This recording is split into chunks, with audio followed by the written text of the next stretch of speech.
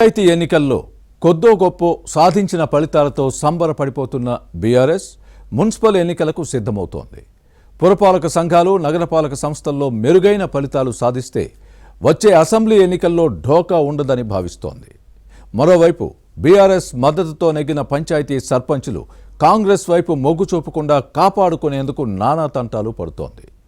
Municipal ఎన్నికల కోసం BRS వ్యూహమేంటి? సర్పంచులు కాంగ్రెస్లోకి వలస వెళ్లకుండా తీసుకుంటున్న చర్యలేంటి? బీఆర్ఎస్ నేతలు దువ్వుతున్నా కొందరు సర్పంచులు హస్తం పార్టీ వైపు ఆకర్షితులవుతున్నారా? Watch this inside story. తెలంగాణలో మున్సిపల్ ఎన్నికల రాజకీయాలు వేడెక్కుతున్నాయి. అన్ని పార్టీలు ప్రతిష్టాత్మకంగా తీసుకుంటున్నాయి. పంచాయతీ ఎన్నికల్లో వచ్చిన ఫలితాలతో ఆయా పార్టీలో జోష్ కనిపిస్తోంది. అన్ని పక్షాల నేతలు ప్రజల్లోనే ఉంటున్నారు. వచ్చే నెల 3 నుంచి ముఖ్యమంత్రి రేవంత్ రెడ్డి జిల్లాల పర్యటనకు ప్లాన్ చేసుకున్నారు. మున్సిపల్ ఎన్నికల్లో ఆధిపత్యం నిరూపించుకుంటే వచ్చే అసెంబ్లీ ఎన్నికల్లో ఏ సమస్య ఉండదని భావిస్తున్నాయి. దీంతో అన్ని పార్టీలు ముందు నుంచే జాగ్రత్తలు తీసుకుంటున్నాయి. ఇక బీఆర్ఎస్ మద్దతుతో గెలిచిన సర్పంచులు కాంగ్రెస్ లో చేరకుండా కాపాడుకునేందుకు అభినందన సభలను ఏర్పాటు చేస్తోంది. పార్టీ వర్కింగ్ ప్రెసిడెంట్ కేటీఆర్ వీటికి హాజరవుతున్నారు. బీఆర్ఎస్ 4,000కు పైగా సర్పంచ్ స్థానాలను గెలుచుకుంది. 2023 అసెంబ్లీ ఎన్నికల్లో ఓడిపోయి ప్రతిపక్ష పాత్రకు పరిమితమైన కారు పార్టీ పార్లమెంటు ఎన్నికల్లో సీటు సాధించకుండా డకౌటైంది. సికింద్రాబాద్ కంటోన్మెంట్, హైదరాబాద్ జూబ్లీహిల్స్ అసెంబ్లీ స్థానాల ఉప ఎన్నికల్లో సిట్టింగ్ సీట్లను కోల్పోయింది. దీంతో పరువు పోగొట్టుకున్న గులాబీ దళానికి పంచాయతీ ఎన్నికల ఫలితాలు స్వల్ప ఊరటనిచ్చాయి. ఇక మున్సిపల్ ఎన్నికల్లో తమ పరిస్థితి మరింత మెరుగుపరుచుకోవాలని బీఆర్ఎస్ భావిస్తోంది. మున్సిపల్ ఎలక్షన్స్ లో మెరుగైన ఫలితాలు సాధిస్తే వచ్చే అసెంబ్లీ ఎన్నికల్లో తమకు ఢోకా ఉండదని బీఆర్ఎస్ అంచనా వేస్తోంది. దీంతో పార్టీ వర్కింగ్ ప్రెసిడెంట్ కేటీఆర్, మాజీ మంత్రి హరీష్ రావు నిత్యం ప్రజల్లో ఉండేలా బీఆర్ఎస్ బాస్ కేసీఆర్ ప్లాన్ చేశారు. జనం బాట పట్టిన బీఆర్ఎస్ నేతలు కాంగ్రెస్ ప్రభుత్వ విధానాలను ఎండగట్టడమే పనిగా పెట్టుకున్నారు.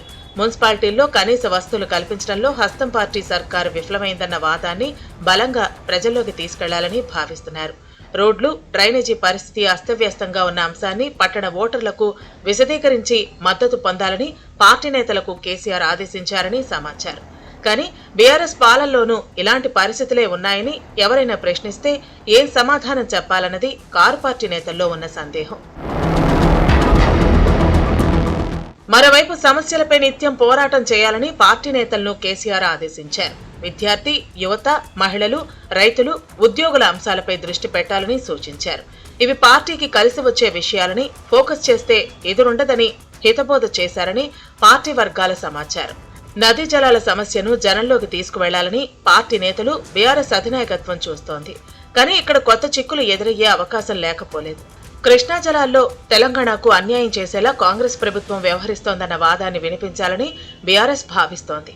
కానీ ఈ నది నీటిలో తెలంగాణ వాటాను 299 టీఎంసీలకు పరిమితం చేస్తూ గతంలో ఏపీ ప్రభుత్వంలో బీఆర్ఎస్ పాలకులు చేసుకున్న ఒప్పందంపై ఎవరైనా ప్రశ్నిస్తే సమాధానం కోసం వెతుక్కోవాల్సి ఉంటుందని పార్టీ నేతలు గుసగుసలాడుకుంటున్నారు. కృష్ణా జలాల్లో 550 టీఎంసీలకు పైగా వాటా రావాలన్నది కాంగ్రెస్ నేతల వాదన. ఇలాంటివి కారు పార్టీకి ఇబ్బందిగా మారొచ్చు. ఇక పట్టణాలు, నగరాల్లో బీఆర్ఎస్ బలమైన శక్తిగా ఎదిగితే దాని ప్రభావం ఆ తర్వాత జరిగే ఎంపీటీసీ, జడ్పీటీసీ ఎన్నికలపై పడుతుందని బీఆర్ఎస్ భావిస్తోంది. కొన్ని మండల ప్రజా పరిషత్తులు, జిల్లా పరిషత్తులలో అయినా పార్టీ జెండా ఎగురుతుందన్న ఆశాభావంతో ఉంది. పంచాయతీ ఎన్నికలు పార్టీ గుర్తులకు అతీతంగా జరిగితే మున్సిపల్ ఎలక్షన్ సింబల్స్ పై జరుగుతాయి. ఎవరి సత్తా ఏంటో నిరూపించుకునేందుకు ఇదే అవకాశమని బీఆర్ఎస్ అధినాయకత్వం తమ పార్టీ శ్రేణులకు సూచిస్తోంది.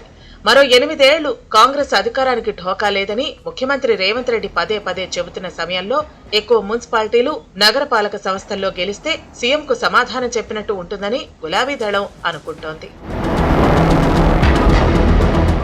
మరోవైపు బీఆర్ఎస్ మద్దతుతో గెలిచిన సర్పంచులు, వార్డు సభ్యులు కాంగ్రెస్ వైపు మొగ్గు చూపకుండా జాగ్రత్త పడుతోంది.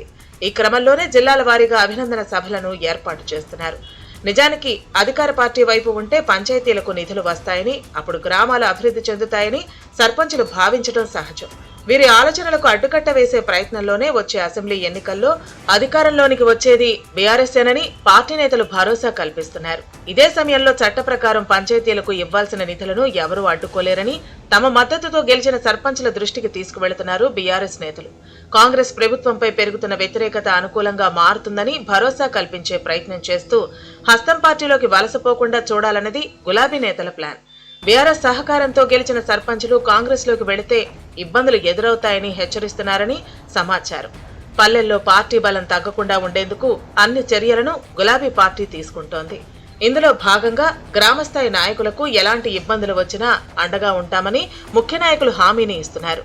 అత్యవసర పరిస్థితుల్లో ఫోన్ చేస్తే 10 నిమిషాల్లో సర్పంచుల ముందు ఉంటామంటూ కేటీఆర్, హరీష్ రావు అభయమిస్తున్నారంటే బీఆర్ఎస్ మద్దతుతో గెలిచిన వారిపై వీరికి ఎంత నమ్మకం ఉందో అర్థం చేసుకోవచ్చు. భవిష్యత్తులో ఏమవుతుందో, మున్సిపల్ ఎన్నికల్లో బీఆర్ఎస్ గెలుపు ఎలా ఉంటుందో చూడాలి.